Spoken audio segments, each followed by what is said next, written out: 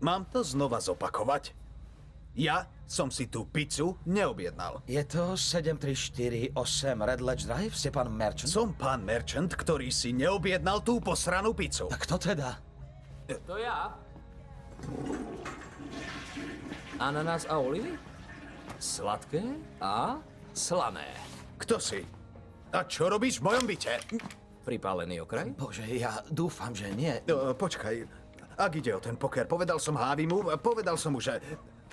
pozri sa. Vezmi si, čo chceš. Ďakujem. Pane, než mu ublížite, dáte mi veľké prepitné? Ty si Jeremy však? Wade Wilson. Na prepitné dnes budeš musieť zabudnúť, Jeremy. Nie som tu kvôli nemu, ale kvôli tebe. Našťastie som sa vyhol guľke. Stačí! Ešte sa neteš. Nemal by si preháňať s tými ozdobami na gatiach. Sú to džínsy, nie luster. Peňaženku si nechávam, sám si mi ju dal. Dobre, vrať mi aspoň klubovú kartu. Odbachnem tvoju posratú mačku. Nerozumiem, ja nemám mačku. Tak do koho postielky som sa vysral? Mimochodom, skús mi povedať, akú situáciu nezachráni ani pizza.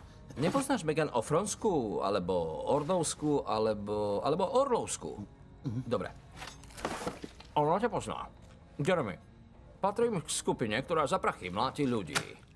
Malá Megan ich nemá veľa, ale našťastie mám na ňu slabosť. Ale ja ju... Prenasleduješ ju. Výhrážky bolia. Ale nie až tak ako zúbkovaná oceľ. Drž sa od nej čo najďalej. Jasné? Áno, pane. Vybavené. Počkať, to fakt? No, skončili sme. Ty si sa mal vidieť. Nevedel som, čo robiť, bál som No sa. mám na ňu slabo, spomínaš si? Len sa na ňu škaredo pozri a neručím za seba. Napriek dobrému srdcu budem fakt drsný. To vyznelo zle. Alebo nie?